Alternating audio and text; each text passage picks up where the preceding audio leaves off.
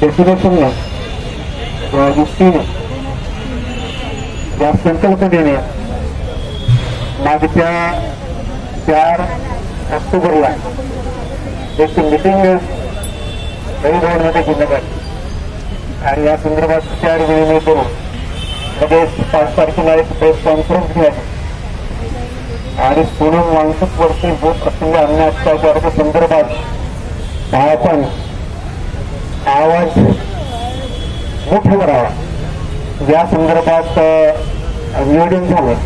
त्याचा परिणाम आजची ही घेण्याची कार्यक्रम होतील. काय आहे डेमोक्रेसी? हा जो बसलेला जो वर्ग आहे की नाही, जो चतुर्थ श्रेणी कर्मचारी आहे, काय त्याच्या डोक्यात डेमोक्रेसी आहे? म्हणजे डेमोक्रेसी जिवंत जर असेल तर कर्मचारी जिवंत राहील आणि कर्मचारी जिवंत असेल तर मग त्याच्या मागण्या सुद्धा जिवंत राहील. 2014 नंतर सातत्यानं या देशातल्या डेमोक्रेसीला क्रश करण्यासाठी यंत्रणा उभी करण्यात आलेली आहे. त्या यंत्रणेचे अनेक बळी गेलेले आहेत. मनाला येईल त्या पद्धतीने संकल्प राबवण्यात येत आहेत आणि 56 इनका सीना अगर किसी में है तो केवल एक व्यक्ति में वही सच्चा देशभक्त, बाकी सब देशभक्त. उसके खिलाफ आवाज उठाने वाला जो भी है वो केवल देशद्रोही, बाकी सब देशभक्त. अशा अनेक देशद्रोहांना त्यांच्या संकल्पनेनुसार त्यांनी मारलं. चौधरी मारले गेले, नरेंद्र दाभोळकर मारले गेले. फार काय तर साधारणतः अर्धा किंवा 1 किलो मटण हे गाईचं आहे की नाही याची शहानिशा करण्यात आली नाही. त्या संशयावरून असंख्य जनतेने मोहम्मद अल्ताफला मारून टाकलं. म्हणजे अर्धा ते 1 किलो स्वतःजवळ मटण बाळगणं सुद्धा देशद्रोहासाठी चांगलं उदाहरण आहे. या देशामध्ये नोटबंदी झाली आणि साधारणतः 105 लोक मारले गेले एका लहरी चुकीमुळे, एका लहरी डिसिप्लिनमुळे. परंतु मारल्या गेलेली जनता ही देशप्रेमी नव्हती, देशभक्त नव्हती, देशद्रोही होती असं सांगण्यात येतं, असं भासून आहे. पुलवामामध्ये जवानांच्या ट्रकवरती आरडीएफने हमला होतो आणि 41 जवान मारले जातात. हे आरडीएफ कुठून आलं? भारतीय पोलीस किंवा भारतीय यंत्रणा अजूनपर्यंत त्याचा शोध लावू शकली नाही.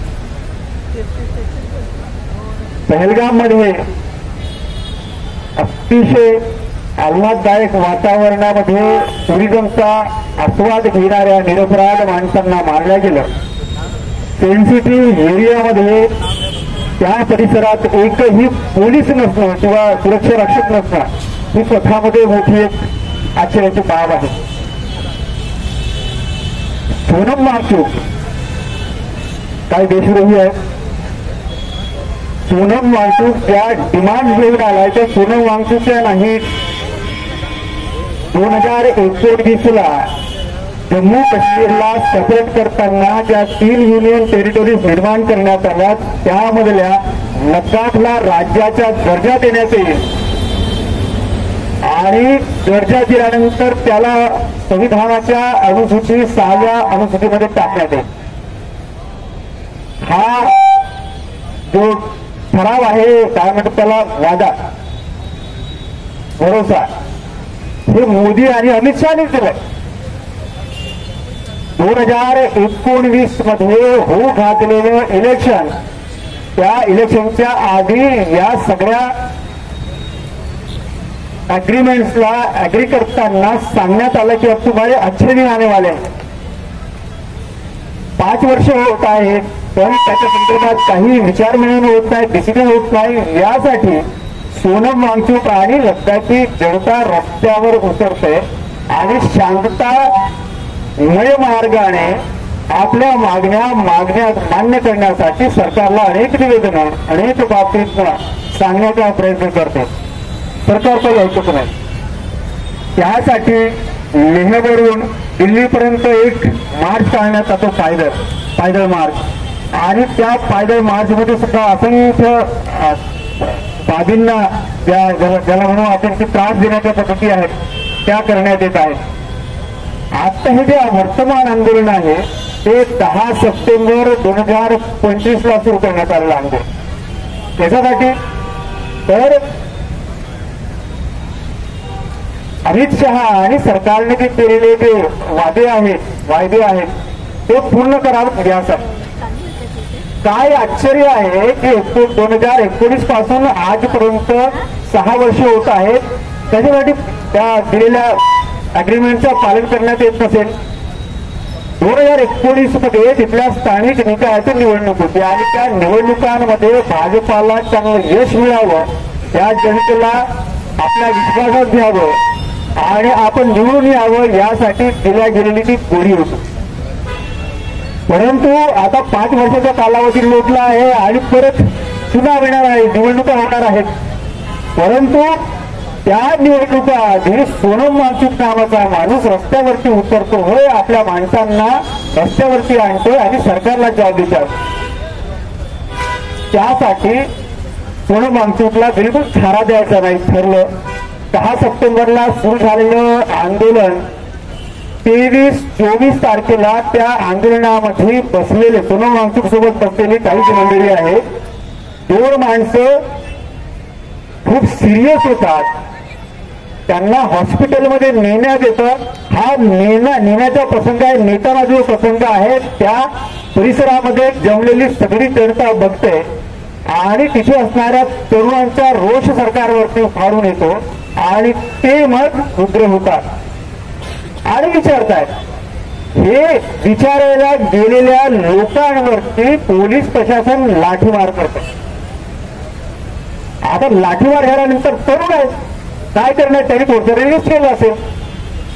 ते रेजिस्ट त्यांच्या समस्यांचं मूळ बनलं. 4 लोकांवरती गोळ्या ठारण्यात आल्या आणि मारून टाकण्यात आल्या. 50 पेक्षा जास्त लोक ते जखमी झालेत आणि त्यापेक्षा 3 पटीने लोक अरेस्ट केल्या गेल्या. सोनम वांगचुक त्याच्यामधले ही 4 माणसं मेलेली आहेत.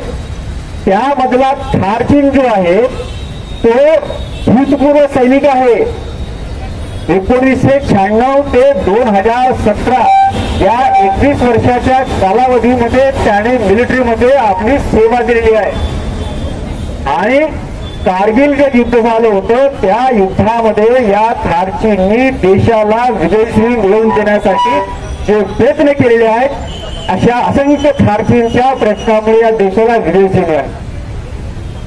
अत्याचार अन्याय कोणावरती करताय सरकार? त्या लद्दाखी जनतेवरती, ज्या लद्दाखी जनतेने देशाच्या सेनेला कारगिल वॉरमध्ये मदत केली म्हणून देशाची सेना ती जिंकली, त्या थारचींवरती गोळी झाडण्यात आली. माहिती आहे तुम्हाला कुठून मारलं त्याला पोलिसांनी? त्याला अगोदर लाठांनी खूप झोडपलं. त्या झोडपल्यानंतर त्याला वाकायला सांगितलं आणि वाकायला सांगितल्यानंतर त्याच्या कमरेतून गोळी घातली, ही सरळ त्याच्या खांद्यातून बाहेर निघाली. लद्दाखची जनता प्रश्न विचारते आहे की जून 2020 मध्ये गलवान घाटीमध्ये ज्यावेळेस चिनी सैन्याने आक्रमण केलं त्यावेळेस भारतीय सेना ज्यावेळेस त्यांना रेजिस्ट करत होती त्या दरम्यान भारतीय सेनेचे 20 जवान मारले गेले. हे 20 जवान ज्यावेळेस मारले गेले तर देशाच्या कुठल्याही प्रशासनाने, अमित शहाने, सरकारने त्यांच्यासोबत लढा आणि त्यांना ठार मारा, गोळी चालवायचा आदेश दिला नाही. 20 जवान मात्र शहीद झाले. चीनचे सैनिक भारतीय सैन्याला मारत असताना गोळी झाडण्याचा आदेश देण्यात येत नाही, परंतु शांततामय पद्धतीनं लद्दाखी जनता आपल्या मागण्या मांडण्यासाठी ज्यावेळेस आंदोलन करते त्यावेळेस मात्र अमित शहा आणि बीजेपीचे सरकार गोळी घालण्यासाठी आदेश देते. आणखी नाही आश्चर्य? हे सेव्ह डेमोक्रेसी त्यासाठी. हे जे प्रयत्न आहेत हे डेमोक्रेसीला क्रश करण्याचे प्रयत्न आहेत. तुम्ही मी जर स्वस्थ बसून राहिलो तर ही डेमोक्रेसीची महत्प्रयासाने बाबासाहेबांच्या माध्यमातून या देशामध्ये नांदविल्या जात आहे.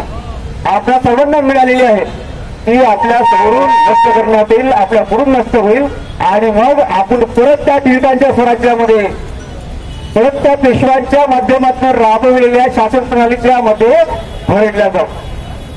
काही आम्हाला हवं आहे. बीजेपी सरकार आणि वर्तमान सरकाराला हे फायद्यामुळे ते सातत्याने करत आहेत आणि काय आश्चर्य आहे की जो आवाज उचलेल तो देशद्रोही ठरत आहे. सोनम वांगचूक तसाच देशद्रोही ठरत आहे. या देशाला बहुमान मिळावा अशी त्यांनी पुष्टी केलेली आहे आणि 30 पेक्षा जास्त आंतरराष्ट्रीय स्तरावरची बहुमूल्य पारितोषिकं आणून त्यांनी स्वतःच्या नावाने देशाचा बहुमान केलेला आहे. या देशातल्या मिलिटरीला जिथे -20, 25, 15 डिग्री सेल्सिअस असते, जिथे साधा माणूस उभा राहू शकत नाही, तिथे सोलर एनर्जीचा वापर करत टेंट बनवले आणि त्या टेंटमध्ये गेल्यानंतर +15 डिग्री सेल्सिअसचं टेम्परेचर, म्हणजे सहजपणे आपण कसं नागपूरमध्ये राहतो त्या पद्धतीने राहू शकतात. हे काय देशासोबत केलेली गद्दारी आहे ते देशसेवा. मग यासारख्या एक शेकमॉल नावाच्या संघटनेच्या सरांनी मला चर्चा केली. जे मुलं परीक्षेत उत्तीर्ण होऊ शकत नाही त्या मुलांसाठी विशेष शाळा आणि त्यांना पुस्तकी ज्ञान नव्हे तर प्रत्यक्ष प्रॅक्टिकल ज्ञान देऊन त्यांना उत्तीर्ण करून ते मागे राहू नयेत, त्यांच्याही भविष्याचा विचार व्हावा, त्यांनीही कुठेतरी देशामध्ये योगदान द्यावं याकरता केलेले प्रयत्न जगामध्ये राखायला गेले आणि 2018ला मॅगसेसे पुरस्कारांनी सोनम वांगचूक सन्मानित केल्या गेला. भारतातल्या एन्व्हायरमेंटची कंडिशन एवढी वाईट नाही, ती अतिशय चांगली आहे हे जाऊन सांगतो पाकिस्तानमध्ये. आणि तसं सांगताना सोनम वांगचूक मोदीची स्तुती करतायत. त्या कार्यक्रमामध्ये पाकिस्तानचा हस्तक्षेप झाला म्हणून त्याच्यावरती आरोप लादण्यात येत आहेत. त्याची जी संघटना आहे तिला आर्थिक सहाय्य मिळावं म्हणून जे फंड डेव्हलप केले जातात, किती आहे, जास्तीत जास्त 4-5 लाख त्याला मिळालेले असते. लाख फक्त, करोड नाही. त्यामधल्या प्रत्येक पैशाचा हिशोब त्यांनी ठेवलेला आहे. परंतु तरीही ईडी आणि बाहेरच्या देशातली राशी परवानगी न घेता तुम्ही मिळवली म्हणजे देशद्रोह केलेला आहे हा आरोप त्यांच्यावरती लागला. 2025ला या 25 सप्टेंबरला ज्या वेळेस 24ला घटना घडली, 25ला सोनम वांगचूक म्हणतात की माझ्या आंदोलनाला हिंसक वळण लागलेलं आहे, त्यामुळे पोलीस सैनिकांना, प्रशासनाला आणि आपल्या सहकाऱ्यांनाही सांगतात की आपण इथे थांबावं. पोलिसांना म्हणतात तुम्ही अतिरेक करू नका आणि आपल्या कार्यकर्त्यांना म्हणतात की तुम्ही शांततेने आंदोलन करा. आणि हे निवडावं म्हणून ते 25 तारखेला आपलं अनुषक सोडतात आणि आपल्या गावी जातात. 26 तारखेला त्याच्या घरी पोलिस पोहोचतात, त्याची पत्नी घरी नसते, त्यांना अरेस्ट करतात, नेतात. विमानामध्ये लादण्याआधी त्याच्या पत्नीला पोलिस फोन करतात आणि सांगतायत कि आपके हस्बैंड को हमने अरेस्ट कर लिया है, जैसे ही जोधपुर के एयरपोर्ट पे ये विमान लैंड हो जाएगा हम आपके पति से आपकी बात करवा देंगे. 5 दिवस झाल्यानंतरही त्याच्या पत्नीसोबत सोनम वांगचूकची भेट करून देण्यात आलेली नाही, संवाद करून देण्यात आलेला आहे. हा कुठला तंत्र आहे? कुठल्याही व्यक्तीला अरेस्ट करताना त्याच्या डिटेन्शनचं कारण सांगावं लागतं परिवाराच्या लोकांना, ते सांगितलं गेले नाही. म्हणजे एका अर्थाने या सगळ्या बाबी करत असताना आपण सगळ्याची भूमिका घ्यावी का, म्हणून नागपूरच्या माध्यमातून, नागपूरच्या विभिन्न संघटनांच्या माध्यमातून सोनम वांगचूकच्या बाजूने उभं राहण्यासाठी, सोनम वांगचूक देशद्रोही नाही, देशभक्त आहे हे ठणकावून सांगण्यासाठी नागपूरच्या जनतेने या धरण्याचा कार्यक्रम आज आयोजित केलेला आहे. इथे कोणीही संघटना घेऊन आलेले नाही. आम्ही वी दी पीपल, आम्ही भारताचे लोक. बाबासाहेबांच्या संविधानाच्या प्रस्तावनेची सुरुवातच या शब्दाने होते. त्या सदराखाली जनता एकत्र येत आहे आणि सोनम वांगचूकवरती होत असलेल्या अन्यायाच्या विरोधात आवाज उठवत आहे. ही अतिशय मोलाची आणि मोठी गोष्ट आहे. परंतु हा लढा इथे संपणार नाही. आणि यापुढेही चालू राहील, परंतु त्यासाठी आपली तेवढीच जिकरीची जिम्मेदारी आपल्याला निभावत राहावं लागणार आहे.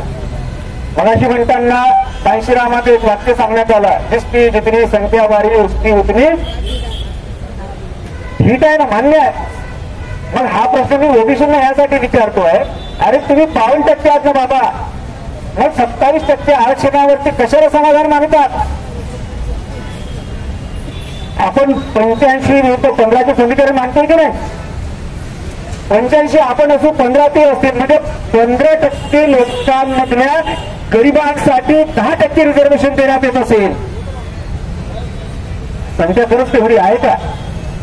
फार काय तर असतील 1-2%, परंतु 1-2% लोकांसाठी 10% रिझर्वेशन दिल्या जात असेल आणि उर्वरित लोकांसाठी 52% लोकांसाठी त्याला लिमिट करून 27 वरती आणत असेल, तर मग आपण विचार कुठे करतो?